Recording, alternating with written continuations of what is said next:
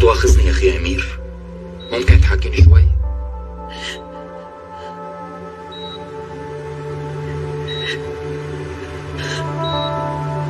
حبيبتي سلامتك.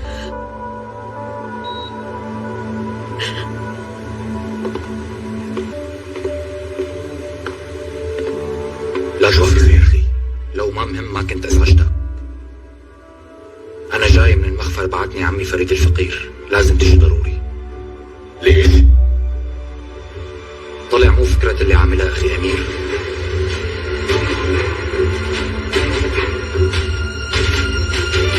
اسمعني دقيقة بس، والله أنا ما عملت شي يا سيدي. فكرة خير عمي، مين عم تستنوا؟ مين بدي يستنى يعني؟ عم بستناك طبعا. كنت ناطر تشوفني مكلبش ما هيك؟ هلا زعلت لأنه تركوني. ليك لا تحكي وانت معصب لو شو ما صار. إذا ما بتعرف أنا عملت هذا الشيء لحتى أحميك من الأسوأ. لا عمي، أنت عملت هيك لأنك مقتنع إني أنا مجرم وقاتل. عملت هيك لأنك فكرت إني ممكن كون مجرم لدرجة تخليني أقتل مرة مظلومة وبريئة، وبالمقابل أنا اعتبرتك عم حقيقي لي، اعتبرتك بمكان أبي. لا فكرة، أنت غلطان يا ابن أخي. ليك لا تقلي ابن أخي مرة تانية، لا بقى تقلي ابن أخي. أنا أكيد ما عندي عم مثلك.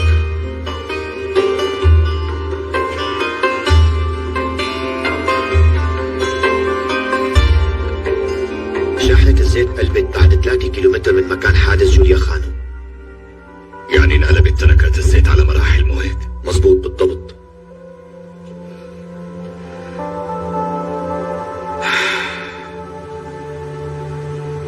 حضرة الضابط، في مشكلة إذا شفتوا لهالزلمة؟ لا تفضل.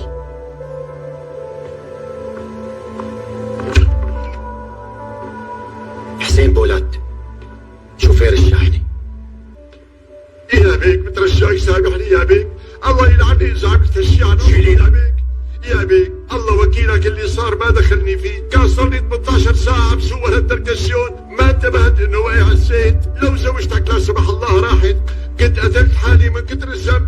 اغبرني بعاطفك يا بيك. مرتي كانت رح تموت من وراك، وخسرنا ابننا اللي لسه ما خلق. يا بيك والله الموضوع ما كان بإيدي، ما كان طالع بإيدي أعمل شيء، ما قدرت. بوس إيدك ساعدني، والله أنا مالي ذنب بشي والله.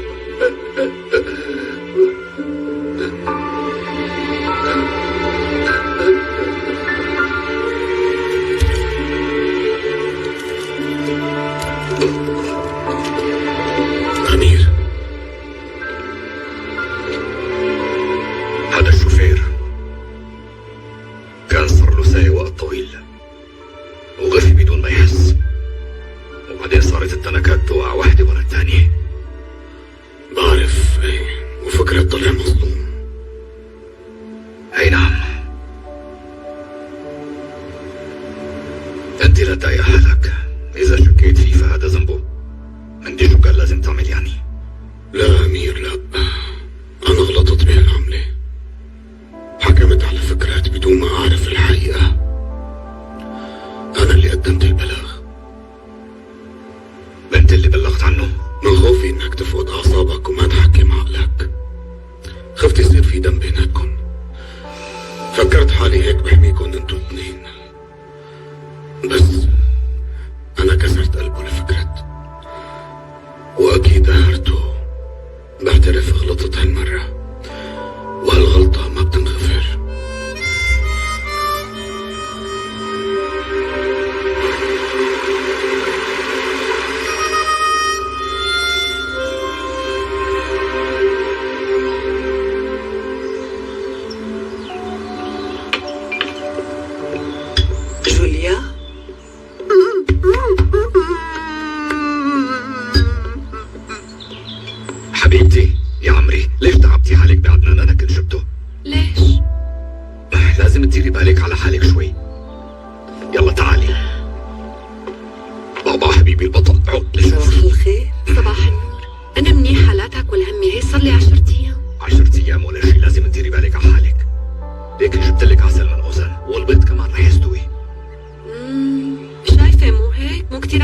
لا. كيف بدي اقنعه انه انا طبت؟ كيف بدي اقنعه يا روح امك؟ ما عم يبالغ حبيبة قلبي، وين المبالغة؟ مرته وتعبت، طبيعي يخاف عليكي. أكيد بدي أهتم. جوليا كل شيء بحياتي، مو بس هلأ طبعا، رح أهتم فيكي لآخر عمري. يلا بلشي فطورك لشوف. خد بابا.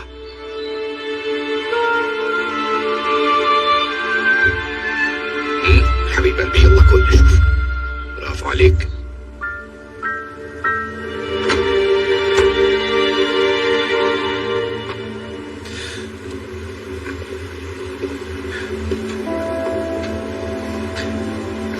فتوشتي.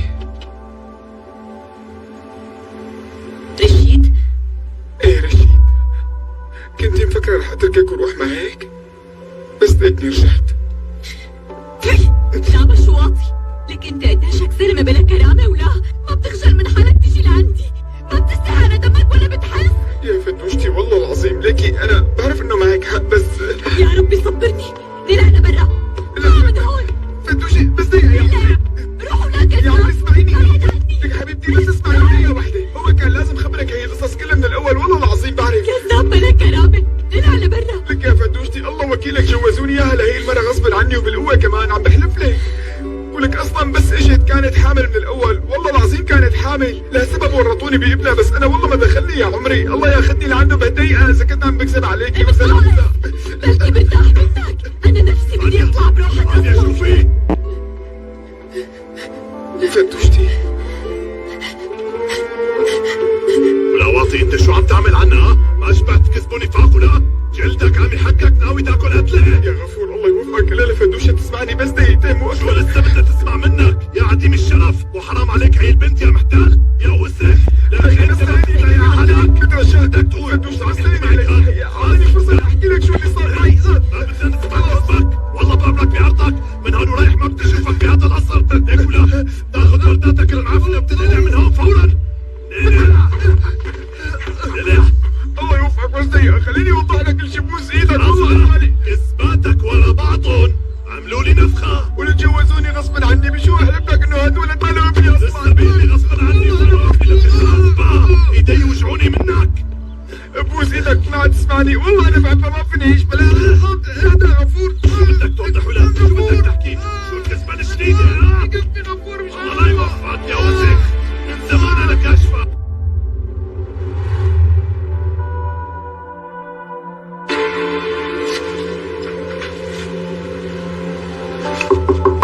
تفضل.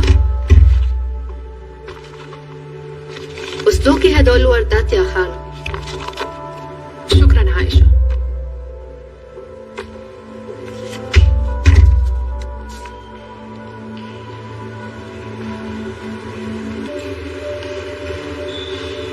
ممنونين على كل شيء قدمتيه ونتشكرك من كل قلبنا. أمير وجوليا يمان.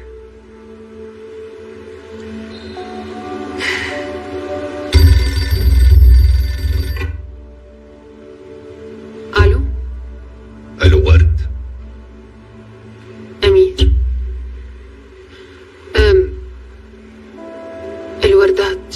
الوردات هلأ وصلوني.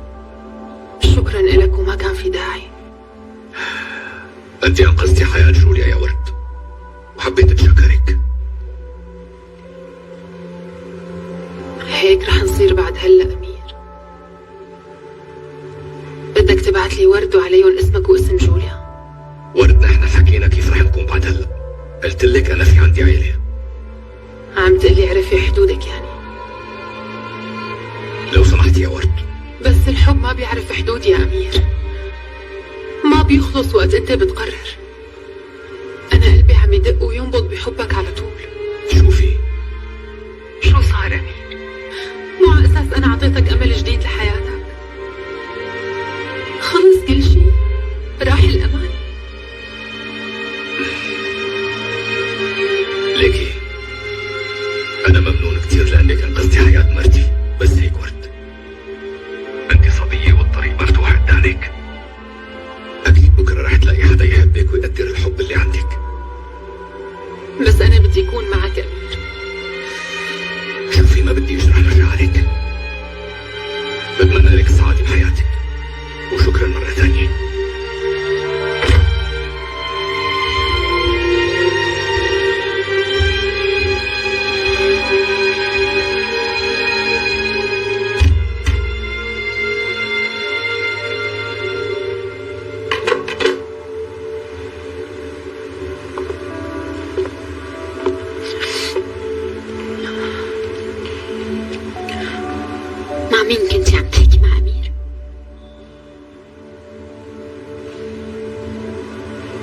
بعت لي باقة ورد هلأ،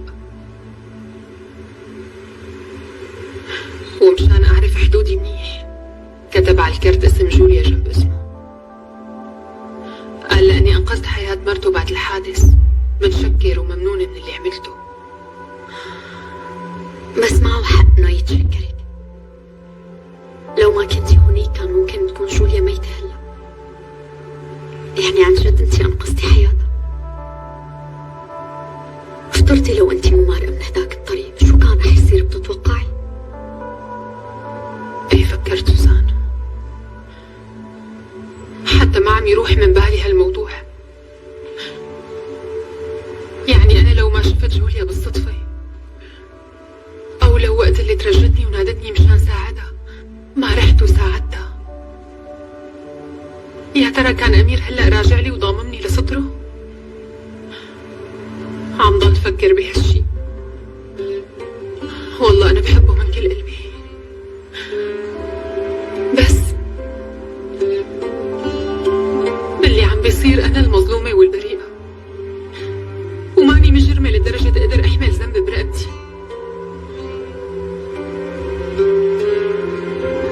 أنا عشقانة، هي مشكلتي.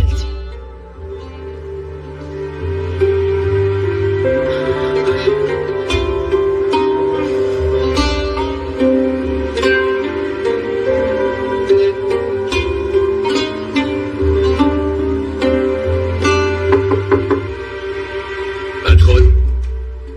نيرمين خانم اجت يا بيك. تمام، دخلي يا صبيحة. تفضل أمير، كيفك؟ دخيل قلبك، أهلا وسهلا. أهلين فيك حبيبي. شو بتشربي؟ لا هلا شربت فنجان قهوة. وقت وصلت كنت عم تحكي على التليفون وصبيحة خانم قالت لي ما فيني فوت لعندك. امتى شربت قهوة؟ ضيفتني، كتر خيرها. يسلموا ايديكي حبيبتي، شكرا. صحة وهنا. تمام صبيحة خانم، تقدري تطلعي. بالإذن. خير، شو جايبك لعنا؟ ما بعرف منين بدي ابدا. انا احيانا مو معقول شو بعصب منك عن جد. ليش بقى؟ مو قلت لك من قبل؟ سميرة كانت قاعدة وعم بتنادي آيلا وتعيط مثل المجانين وقت كانت بالمشفى. والله انت كتير مكبرة هالقصة يا نرمين. مو من وقتها خبرتك انه اكيد سميرة بتعرف وحدة اسمها آيلا وعم بتنادي لها، بس انت ما سمعت مني وبلشت مثل هلا تتأفف بوشي. يعني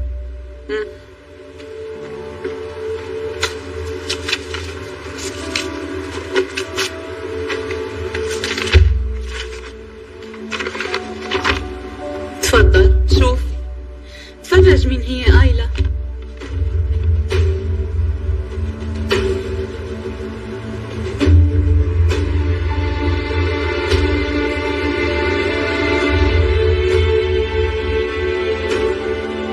ورد بيكون اسمها الأول آيلا؟ ايه آيلا اسمها الأول. والله وحده بيعرف ليش. من بين كل سكان جوكوروفا ما حدا بيعرف غير سميرة خانم.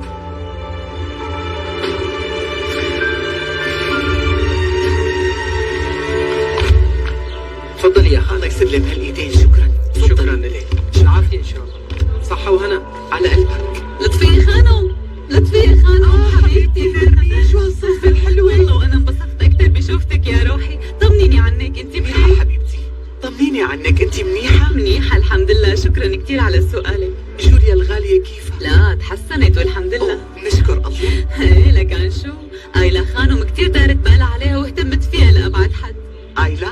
جديدة هالدكتورة؟ لا بنوب، هي رئيسة الأطباء ورد. اسمها الأول طلع آيلا. بتصدق هالحكي لطفية خانم؟ ليش يعني حتى ما صدق؟ لطفية خانم حياتي، انت بتقدري تفهميني.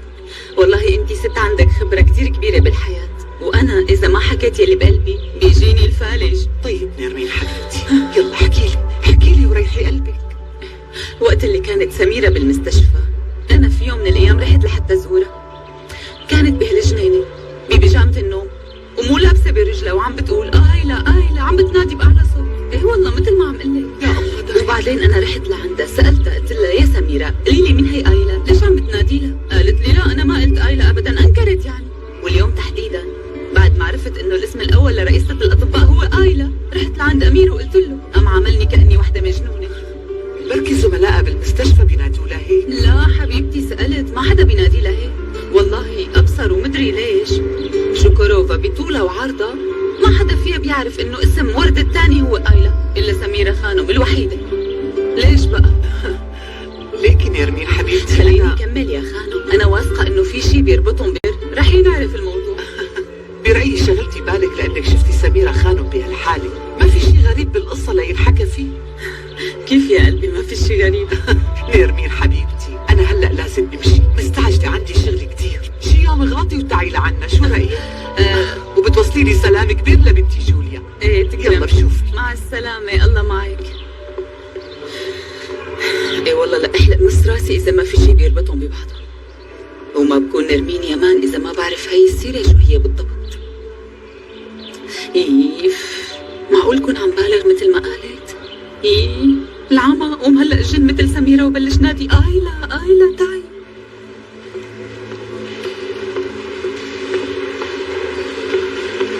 آيلا خانم، آيلا خانم.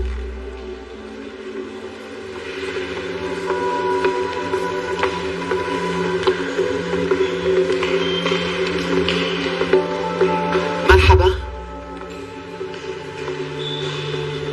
ليش حضرتك تفاجأتي؟ اسمك آيلا مو هيك؟ وانت شو عرفك بهالموضوع؟ ليش ما حدا بيعرف بهالموضوع؟ فكرة هو اللي قال لك؟ معناتها هذا سرك اللي ما حدا بيعرف عنه شيء غير فكرة مو؟ ولا لا؟ شو عم تحاولي تقولي لطفية خانم؟ أنا ما عم أحاول أقول لك شيء. بنتي شو طبيعة علاقتكم أنت وفكرة؟ فكرة صديق مقرب. صديق مقرب؟ بس بالنسبة للشيء اللي بيناتكم فهي العلاقة أكثر من مجرد صداقة. الأصح أنت بتكوني حبيبته لفكرة. سوزان بتعرف بالموضوع؟ ما بتعرف ابنه؟ هلأ فهمت. شوفي من ورا جيتك، شو اللي عم تحاولي تساويه يا خانم؟ الحقيقة سبب جيتي لعندك ما له سبب مهم أبدا. أنت اللي ليش اجيتي؟ آيلا خانم ليش اجت على شكوروفا؟ شو عم يدور بعقلك؟ لوين حابة توصلي؟ لوين حابة أوصل؟ أنا ما عم بفهم عليكي، أنت شو بدك تقولي وشو عم تحاولي توصلي لي؟ أنا ما عم حاول وصل لك شيء، بس كل اهتمامي بفكرة وبدي إياه يتراجع عن هالانتقام، وعم حاول أحميه من الأذى. ليكي بنتي أنا بدي أنصحك نصيحة أمي. ما بعرف أنت بشو عم تفكري، بس الانتقام والحقد والكراهية ما بترجع بفايدة لصاحبها. تراجعوا عن كل خططكم، حرام يلي عم تساووه. ليكي لطفية خانم، أنا احتراما لعمرك رح أسكت. شكرا كتير إلك. احتراما لعمري لكان. بعدها حطي هالكلمتين براسك. ليكي انتي صبية وحلوة وناجحة وعندك مستقبل مشرق عم يستناكي. تراجعي عن لعبة الانتقام هي، لأنه رح نزعل عليكي وعلى فكرة كتير. فهمتي علي؟ يلا ما رح أعطيك، يعطيك العافية.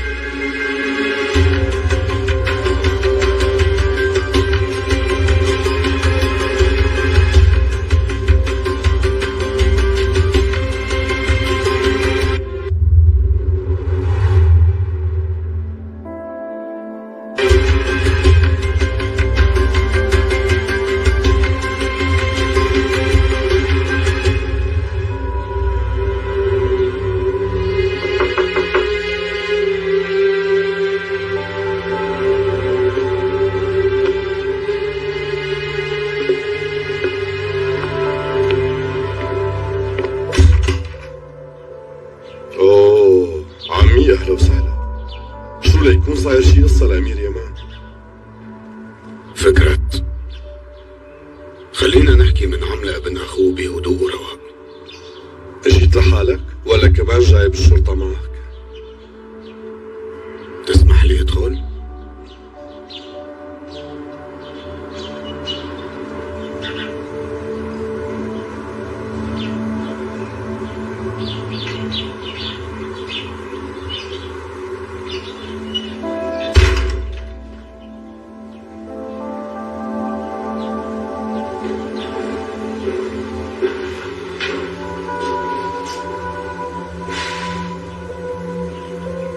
احكي اللي عندي بدون لف ودوران يا ابن اخي. الحق معك تزعل والحق معك تنقهر وتعصب مني.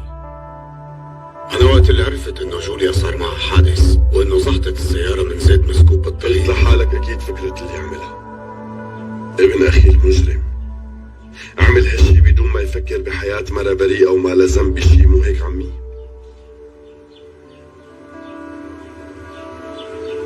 شوف ما قلت هيك، بس الحق معك حكمت عليك قبل ما احكيك، بس عصبيتك كانت تعمي على عيونك يا ابن اخي.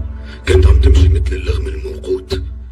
ليك عيلة الواحد هي كل شي بيملكه وشرفه وعرضه.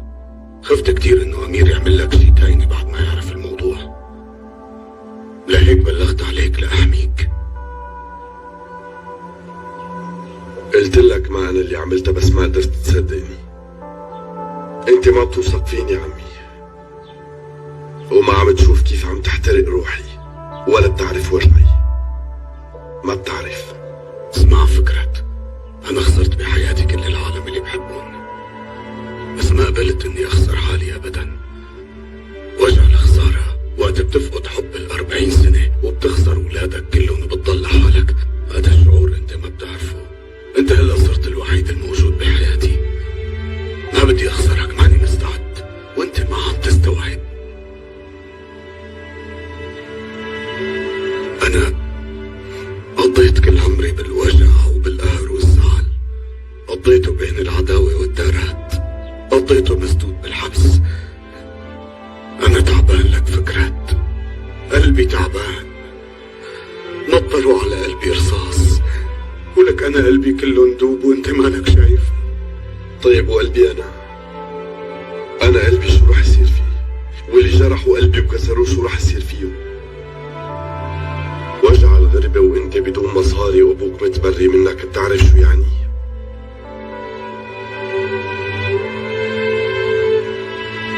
شو يعني ابوك يتبرى منك وينكر وجودك؟ انا بعرف. انت فكرت انه انا ممكن اقدر اقتل جوليا يا عمي، هيك بشو بتكون فرقت عن الباقي؟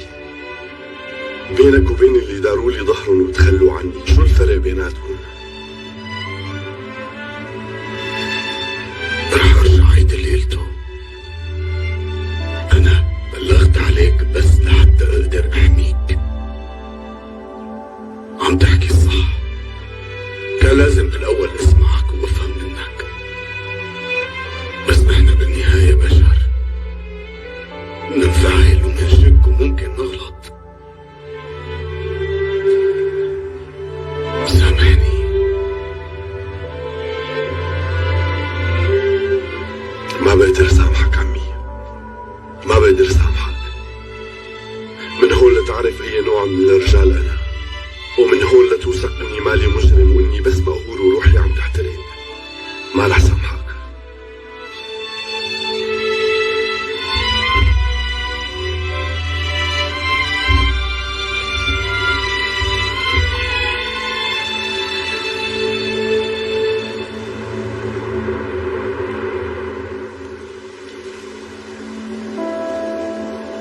مساء الخير. أهلا وسهلا. اهلين يا حبيبتي، كيفك؟ انتبهي. أنا منيحة كتير. كيف كان يومك؟ كتير رواق، طالع لفوق غزل. وأنا رح خليهم يجهزوا السفرة.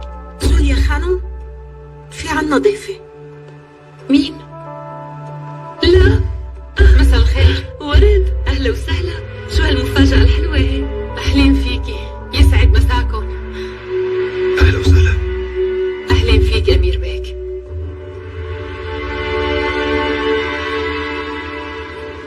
أهلا وسهلا. تعالي تفضلي. أهلا وسهلا، لا تضلي واقفة هيك. مساء الخير تيتي.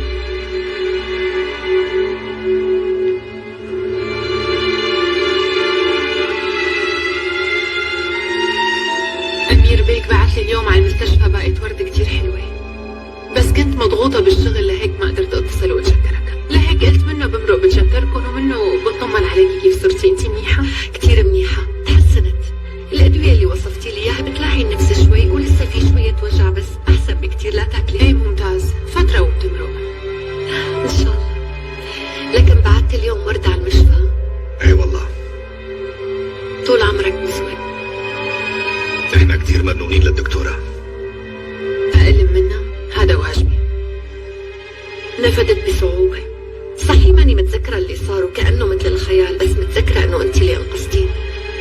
كتير ممنونة لإلك ورد. لا، شو هالحكي جوليا؟ أي حدا محلي كان عمل نفس الشيء. بدنا نتعشى، شو رأيك تتعشي معنا؟ لا معلش، شكرا كتير إلك، في عندي مريض تاني ولازم أمرق عليه. ايه بنتعشى مع بعض وبعدين بتروحي. الحقيقة أنا اللي حابة أعزمكم لعندي على العشاء. إذا كنتوا فاضيين يوم الجمعة المساء تفضلوا لعندي ونتعشى مع بعض، طبعا إذا ما عندكم مانع. موافقة، فكرة كتير حلوة، نتشرف ما هيك أمير. منروح طبعا، منروح. يا عيني، لكن أنا عن إذنكم هلأ. عادي لنشربك فنجان قهوة بس. لا معلي، مريضي ناطر. سميرة خانم، وأنتي كمان تفضلي معهم. تيتي أمينة، وأنتي كمان تفضلي معهم.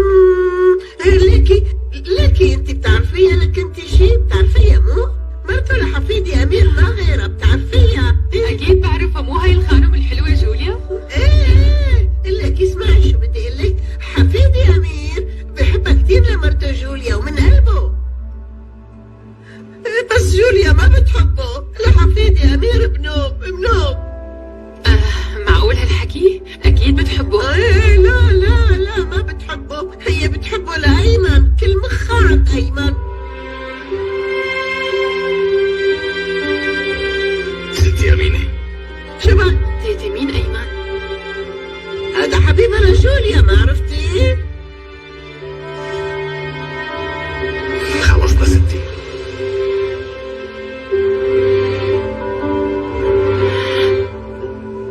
تيتي أمينة، شو اللي عم تقولي انت؟ أنا وأمير متزوجين، أنا مرته، شو نسيتي؟ روحي منار، روحي من وشي، انت بتحبي لأيمن من الأول، أنا بعرف هالشي. شو أنا ما بعرف شو أنا عم بتفكري جوليا؟ استحي، انت مرة متزوجة وفي عندك عائلة، عندك ولدين ما في مثلهم بالدنيا كلها، بس انت عائلك كل الوقت مع أيمن، ما بتعرفي تفكري بأي شي تاني غير بأيمن، ما كنتي تسوقي. ايدك عني يا ستي خلصنا، ما في هيك شيء، عم قلك ما في هيك شيء. انت زوجك امير، عم تفهمين؟ انت ما بتقدري تكوني مسؤولة عن بيتك لانك وحدة ما بتستحي. ستي أمينة خلصنا، لا بقى تحكي هيك. انا بعرف عم تروح على المقبرة، كل مسا بتروح على القبر لحتى تزوره. هي ما قدرت تنسى لايمن، لساتها لهلا بتحبه، بس حسرتي عليك وعلى شبابك يا روحي، يا حرام عليك. رغم كل شي لهلا عم ترقد وراها لهي المرة، مع انك بتعرف انه هي بتحب واحد تاني غيرك، بس لساتك ساكن معها بنفس البيت. ايه خلص اتطلقوا، الله. تركيدي الله. ليك انت شاب مثل الوردة وشخصية وحلوة كتير، في 1000 صبية حلوة الا ما تعجبك شي وحدة مناسبة وبتسوى الدنيا. ورد، لا تواخذينا الله يوفقك، بس بتعرفي وضع تيتي. لا أكيد ولا يهمك. عن إذنكم أنا بدي أمشي. رح أطلع معك لبرا. ارتاحي أنت، أنا بوصلها. أمير، خالتي خليكي مرتاحة. تفضلي ورد خانم. تصبحوا على خير.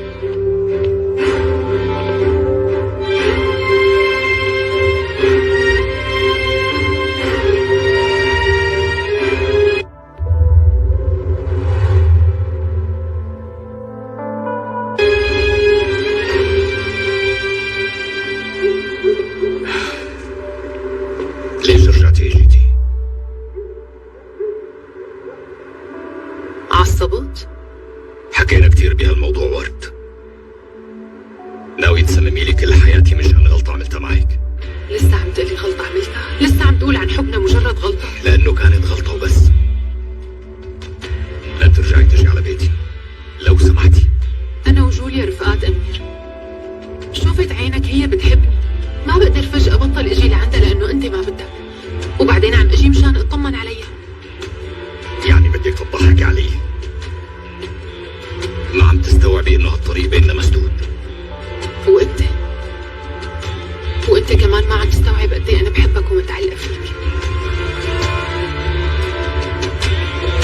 انا ما بقدر بدون ورد لو سمحتي لا تجبريني اعمل شيء انا ما بدي اياه. لو سمحتي امشي ولا ترجعي.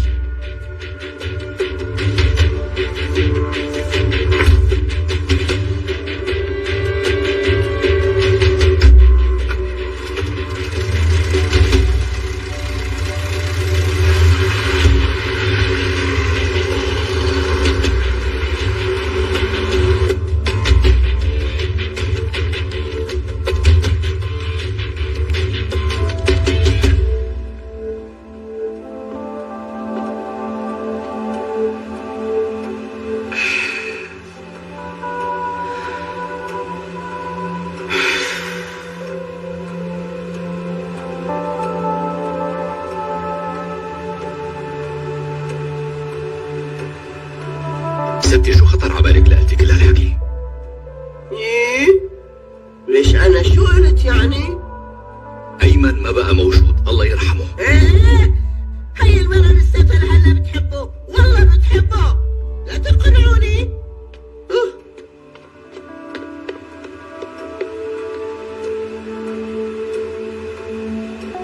لا تزعلي من حكي لستي. لا ما زالت لا تاكل همي. وقت كانت امك عايشة ما بتتذكر شو كانت تقول. لا تاكل همي ما زالت عادي. ورد كتير منيحة ما هيك؟ منيح اجت على جغرافة. تمام منيح اللي جيت، بس كمان مو ظابطة تضل تجي لعنا ايمتى ما حبيت. المرة اجت لعنا لتشكرك وتعزمنا على العشاء امير، وبعدين هي اللي انقذت حياتي لا تنسى. هي دكتورة جوليا، اي دكتور كان تصرف هيك.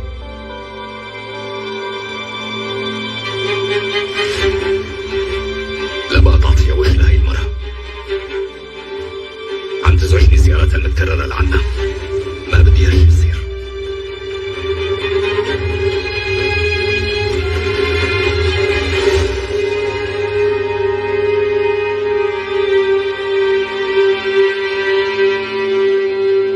يسلم هالايدين عمتي، والله لك كتير طيب. صحة وهنا ابني، على قلبك. ما بتاكل غير العافية. عمتك نفسها طيب. اي والله.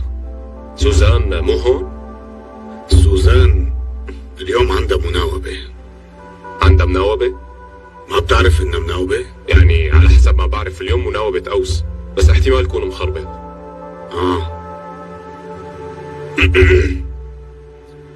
ليك برهان، انت واحد من اقرب الرفقات لابن اخي فكرت، وكمان ابن خاله.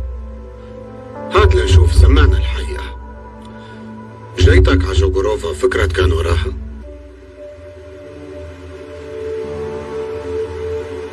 برهان بدي اسألك، فكرة ماشي بطريق مو صح، شو بتعرف خبرنا لنعرف، لنقدر نمنعه من انه يغلط ونحل المشكلة. خبرنا. فكرت هو اللي قنعك بموضوع الجاي على جوغروفا؟ هو في منه لهذا الحكي، ما رح خبيه. قال لي تعال على الأضنة بنكون جنب بعض، وأنا وافقت على العرض. طيب حكى لك شيء عن الخلاف اللي بينه وبين أمير؟ يعني قال لي طرطيش حكي عن هاي القصة. قال لي عدنان يمان ورط أبي بالإقمار والديون، وكان السبب بإنه تخرب حياته كلها. للصراحة ما كنت بعرف إنه ابنه. صدقني وقت اللي وصلت الأمور لهون أنا كمان تفاجأت. طيب ورئيسة الأطباء، أنت كنت بتعرف إنه هي بدها تنتقل لهون؟ يعني كنت بعرف إنهم أصدقاء مقربين، بس قصة التعيين والنقل ما كنت بعرف فيها أبدا. وما كنت بتعرف إنه هن اثنين بيحبوا بعض، مو هيك؟ في مرة سألته هالسؤال، أنتوا بتحبوا بعضكم؟ قال لي نحن بنقضي وقت مع بعض وبس. والحكي بيعني إنه كان في شي بيناتهم. عم يقضي وقت وبدون خجل. برهان شو في براسهم؟ لوين هن اثنين بدهم يوصلوا؟ أنا قلت لك كل شي بعرفه عمي فريد، واللي متأكد منه 100% فكرة بيحب سوزان مثل المجانين. يعني قصدك تقول إنه ورد قصة من الماضي، مو؟ هو هيك بيقول. الحقيقة هو كتير بيحبها لسوزان، وبياكل هم إنه تنقهر منه. بس شو خططه مع الدكتورة ورد وكيف بده ينتقم من أمير يمان، هذا اللي ما بعرفه.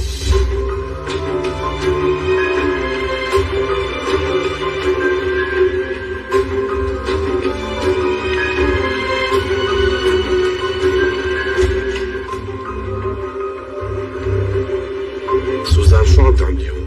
سمعت باللي صار اليوم. وجيتي مشان تبهدليني؟ لا أصلا لو بدي ما بقدر أزعل منك.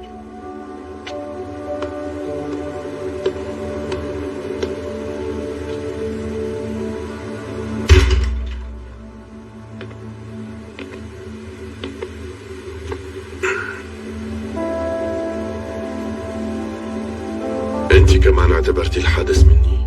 لا ولا للحظة واحدة فكرت إنه أنت ممكن تكون السبب. عمي هيك فكر، ليش انت ما فكرتي؟ لأنه أنا بشوف قلبك منشوف وبعرف قد إيه عم يحترق، بس أنت ما بتقدر تحرق قلب حدا. في بعيونك رحمة قد ما فيهم غضب. بس بدك تداوي جروح وبدك تشفى منهم كلهم، وانا هاد اللي شايفته.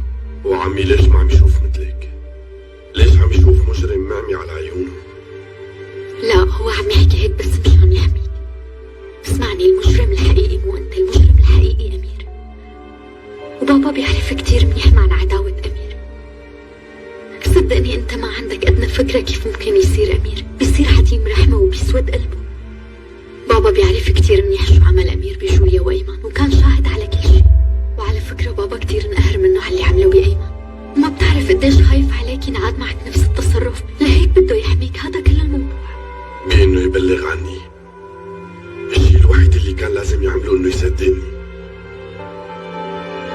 معك حق، بس اذا فكرت منيح رح تفهم وصدقني. طيب وانا مين حيفهمني سوزان؟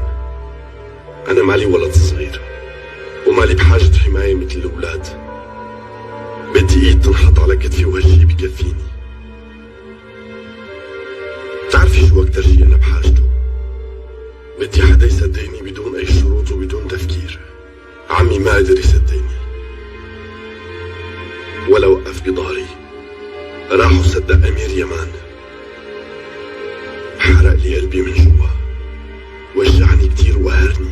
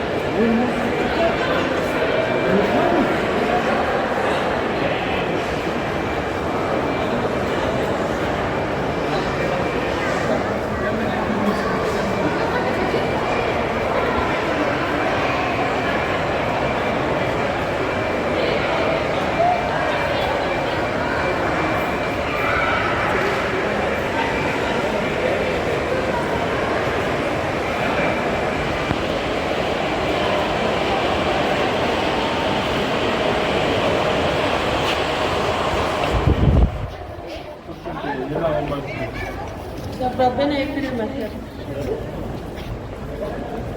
تعالي يا ماما يا ماما، يا بنت انت عندك هنا خالص.